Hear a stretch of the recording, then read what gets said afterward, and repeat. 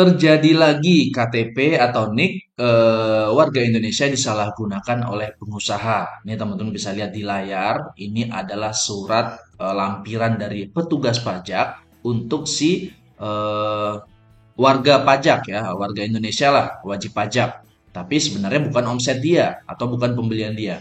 Ini teman-teman bisa lihat ada NPWP penjual ya, nama penjual, alamat penjual, lengkap dikasih oleh petugas pajaknya. Nama pembeli, sebelumnya ini nama pembelinya berupa nama dan NIK ya. Jadi NIK-nya disalahgunakan oleh si pengusaha. Alamatnya, fakturnya, tanggal faktur, pembelian barangnya apa nih, gula kristal dan jumlah barang berapa, harga satuan berapa, dan total berapa. Teman-teman bisa lihat totalnya adalah 4,8 miliar.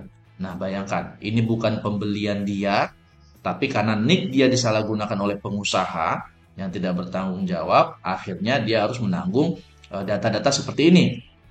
Jadi oleh petugas pajak ini dianggap sebagai omset si pembeli ini, si wajib pajak ini namanya siapa ya? Namanya Diki kalau nggak salah.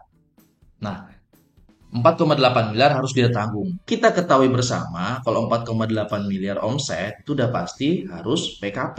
Nah, bayangkan 4,8 harus bayar 11%-nya setor ke negara. Ini ya, ini sangat-sangat bahaya sekali buat teman-teman yang nik KTP-nya udah tersebar.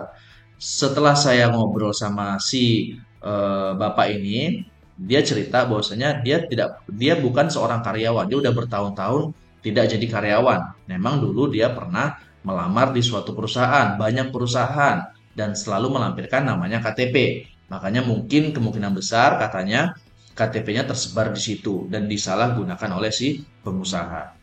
Nah, memang ini nggak bakal jadi beban dianya ya, karena bisa dipertanggungjawabkan. Jadi dari petugas pajak udah diinfo bahwasanya ini bukan omset dia, namun dari petugas pajak meminta agar menyuratin si pengusaha ini, si PT yang menggunakan NIK-nya, agar bisa memberikan klarifikasi atau penjelasan ke petugas pajak atau pengakuan lah, seperti itu intinya.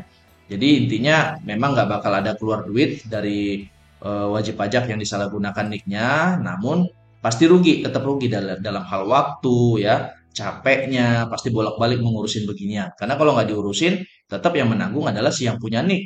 Karena terdaftar di situ, di nomor fakturnya, di faktur pajaknya bahwasanya dia pembelinya, ya, NIK-nya itu. Makanya harus diurus sampai tuntas. Kalau nggak tuntas ya mau nggak mau harus membayar seperti ini, ya. Tapi kembali lagi, ini bisa diurus, cuman memakan waktu dan tenaga, mungkin juga biaya keluar mungkin. Nah, buat teman-teman yang nicknya udah tersebar luas kemana-mana, apalagi buat melamar pekerjaan dan lain sebagainya, ya kita nggak bisa menahan itu ya. Dan mudah-mudahan nih kita nggak disalahgunakan oleh pengusaha-pengusaha seperti ini. Nah, next, jangan lupa subscribe dan nyalakan loncengnya agar kalian mendapat notif pertama ketika channel ini update video terbaru perihal pajakan.